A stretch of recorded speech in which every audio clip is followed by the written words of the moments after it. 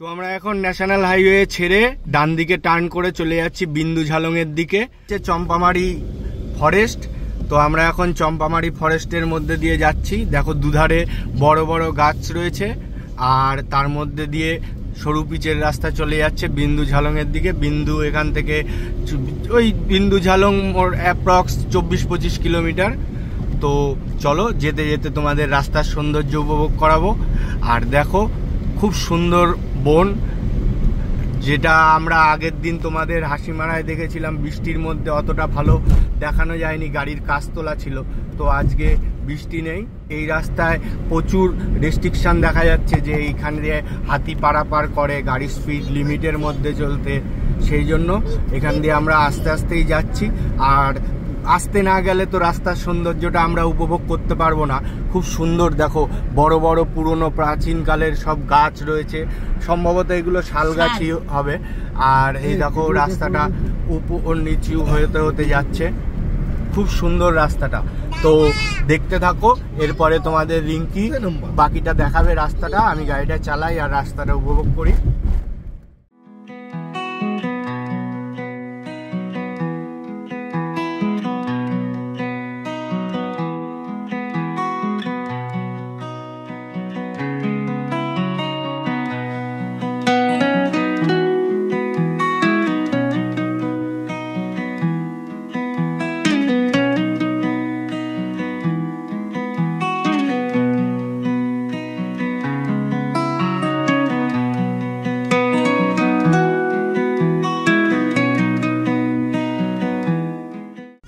অরণ্যের মধ্যে দিয়ে চলে যাচ্ছি আমরা বিন্দু ঝালং এর দিকে।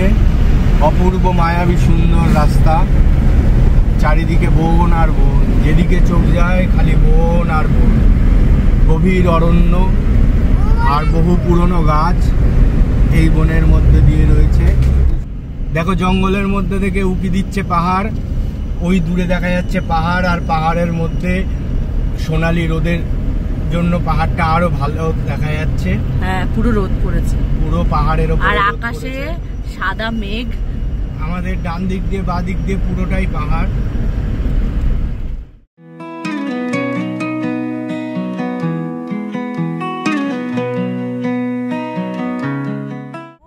কি দারুণ, কি দারুণ দৃশ্য, দেখো ডান দিকটা দেখো, দারুণ দারুণ। এই দেখো বন্ধুরা, ঈশান বাবু খুব খুশি পাহাড় দেখে, সে কখন থেকে পাহাড় পাহাড় করে যাচ্ছে। ও পাহাড়ে উঠছে?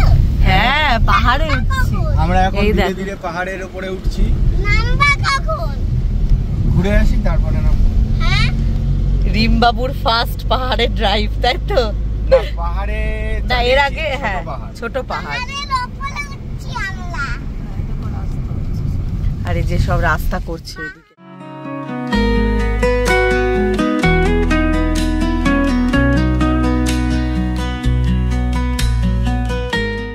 কতটা উপরে চলে আসলাম, 2 বাঁকে। পাহাড়ে তো তাই, এক বাঁকেই অনেকটা উপরে উঠে যায়।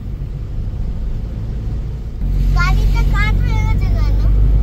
এই যে আমরা এক বাঁকে আবার অনেকটা উঁচুতে উঠে গেলাম, দেখো।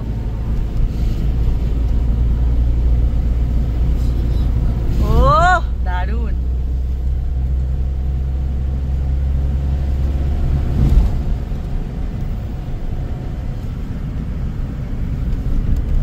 এই যে আবার আরেকটা বাঁকে আরো উঁচুতে উঠে যাব। এই তো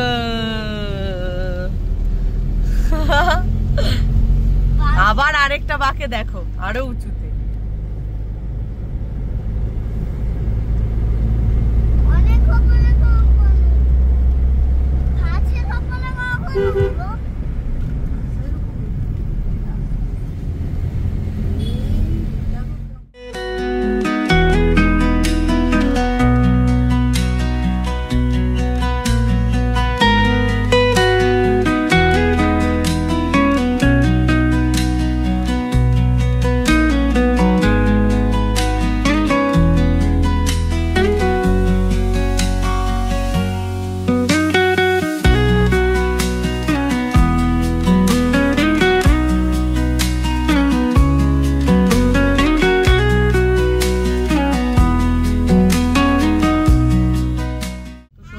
বলে বোঝানো যাবে না, এত ভালো লাগছে, দারুণ। বেশ অনেকটা উপরে চলে এসেছি, বাঘ খেতে অনেকটা উপরে, অনেকটা। আর রাস্তাটা খুবই সুন্দর, না ভাঙা না গর্ত, না না না, খুব সুন্দর, খুব সুন্দর, একদম মানে একদম নিট অ্যান্ড ক্লিন, একদম কোনো রকম গর্ত নেই। ড্রাইভ করে হ্যাঁ হ্যাঁ একটু পাহাড়ে আসতে চাও তাহলে এই রাস্তায় আসতেই পারো। আর বেশ চওড়া, হ্যাঁ, এবং চওড়া, সবচেয়ে বড় কথা বেশ চওড়া। এই দেখো পাহাড়ের উপরে উপরে কি সুন্দর বাড়ি, এই দেখ বাবাই, এই দেখো কি সুন্দর বাড়ি, অনেকটা সেই দার্জিলিং এর মতন ফিল আসছে এই জায়গাটা। আমি দার্জিলিং গেছি, দার্জিলিং এ আমার আগেই ঘোরা, এই জায়গাটা পুরো খানিকটা দার্জিলিং এর মতন, পাহাড় কেটে কেটে সব বাড়ি করে। তো ঝালং যাওয়ার পথে আমরা রাস্তায় একটা পাহাড়ের ওপরে একটা রেস্টুরেন্টে দাঁড়িয়েছি সকালের টিফিন করার জন্য। তো দেখো খুব সুন্দর রেস্টুরেন্টটা, এদিক থেকে এখানে বসার জায়গা রয়েছে, ছাতা দেওয়া রয়েছে, ছাতা চেয়ার টেবিল পাতা রয়েছে। আর তার অপোজিটেই দেখো কি অপূর্ব দৃশ্য, এই দেখো ওপর দিয়ে পাহাড়, নিচ দিয়ে বয়ে চলেছে জলঢাকা নদী, আর তার এই যে এইখান দিয়ে একটা রাস্তা এই দিকটায় চলে যাচ্ছে। কি অপরূপ দৃশ্য, ভিডিওতে কতটা দেখা যাচ্ছে আমি জানি না, তবে সামনাসামনি যে দৃশ্যটা কত সুন্দর লাগছে সেটা বলে বোঝানোর না। এখানে সবাই আসছে, একটু টিফিন করছে, চাটা খাচ্ছে। এই জায়গাটায় লেখা রয়েছে আই লাভ গৈরিবাস। তো দেখো খুব সুন্দর, চারিদিকে ছোট ছোট বাড়িঘর রয়েছে। ওই যে নিচে দেখো একজন আঙ্কেল ঝাড় দিচ্ছে, জায়গাটা সুন্দর করে গুছিয়ে রেখেছে এরা। আর দেখো কি সুন্দর নদীটা বয়ে চলেছে, নদীতে স্রোত রয়েছে এবং নদীর জল পুরো স্বচ্ছ জল। ওইদিকে নদীতে যেরকম তোরসা ঘোলা জল ছিল, তো এখানে নদীর জলটা খুব সুন্দর স্বচ্ছ। আর ভিডিওতে আওয়াজ পাওয়া যাচ্ছে কিনা জানি না, তো আমরা এইখানে দাঁড়িয়ে, এতটা দূরে দাঁড়িয়ে নদীর স্রোতের আওয়াজ পাওয়া যাচ্ছে। অপূর্ব সুন্দর দৃশ্য। আর এই দেখো পাহাড়, এই যে উপরে পাহাড়, খুব সুন্দর। আর দূরে বাড়িঘরও রয়েছে। দেখো নিচে পাহাড়ের কোলে দেখা যাচ্ছে ছোট ছোট ঘর, আর পাহাড়ের গা বেয়ে বয়ে চলেছে নদী। আবার পাহাড়ের ওপরেও রয়েছে ঘর।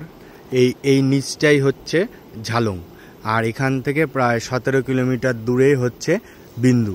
তো এখানে জিজ্ঞাসা করলাম যে ঝালং আর বিন্দু একই নদীর ধারে, এখানেও যেরকম নদীতে নেমে যে ভিউ পাওয়া যাবে বিন্দুতে নেমেও সেই ভিউ পাওয়া যাবে। তাই সেই জন্য আমরা ঠিক করলাম আর বিন্দুতে যাব না, ঝালং থেকেই আমরা আবার ফিরে যাব, যেহেতু আমরা আবার গরুমারা, চালসা এগুলোতে যাব, মূর্তি নদী এগুলোতে যাব। তো একই ভিউ পয়েন্ট বারবার দেখে ফালতু 17 কিলোমিটার গিয়ে আবার 17 কিলোমিটার ফিরে আসার কোনো মানেই হয় না। তো ঝালংয়েও যেই নদী, বিন্দুতেও সেই নদী, বিন্দুতে খালি একটা ড্যাম আছে, এই যা। তো দেখো কি সুন্দর দৃশ্য, খুব সুন্দর অপরূপ দৃশ্য। আর রোদটা যেন পুরো পাহাড়ের গায়ে সোনালি রোদের ছায়া পড়েছে। আর পুরো পাহাড়টাই গাছের দিয়ে মোড়া, এখানে ম্যাক্সিমামটাই মাটির পাহাড়, সেই জন্য এইদিকে ধসটা বেশি নামে, সেই জন্য উত্তরবঙ্গের পাহাড় খুব ধসপ্রবণ এলাকা। এই দেখো অল্প একটু ঝর্ণার মতন, মানে পাহাড়ের জল, সেই জলটা নামছে এদিক দিয়ে, যে এটাই কোনো ঝর্ণা হয়ে নামবে পরে। এই তো ঝর্ণা, এই দেখো বাবা, এই দেখ পাহাড় দিয়ে ঝর্ণা, ওই দেখো, এই দেখো পাহাড়ের জল, এই যে খুব ঠান্ডা হয় এই জল। আমরা এখন ঝালং এর কাছাকাছি চলে এসেছি, আর এই স্পটে আসা মাত্রই দেখছি বেশ বাড়িঘরের দেখা মিলেছে। দেখো কি সুন্দর পাহাড়ের মধ্যে বাড়ি করে সব আছে। ঝালং সিধা পাহাড়ের মধ্যে কি সুন্দর বাড়ি, উপরে পাহাড়, নিচে বাড়ি, মনে হয় এখানেই থেকে যাই। রিম বলছে উপরে পাহাড় নিচে বাড়ি, এখানে থাকার যে কি জ্বালা আমরা পারবো না। এখানে জীবনযাত্রা সম্পূর্ণ অন্যরকম। আমরা বাঙালিরা মানে সাধারণ আমরা মানুষ পারবো না, এখানে এসে পারবো না। এখানে কঠোর পরিশ্রমিক, এই যে তাদের ওপরে জীবনযাত্রা ওঠা নামা, প্রচুর কঠিন, আমরা পারবো না।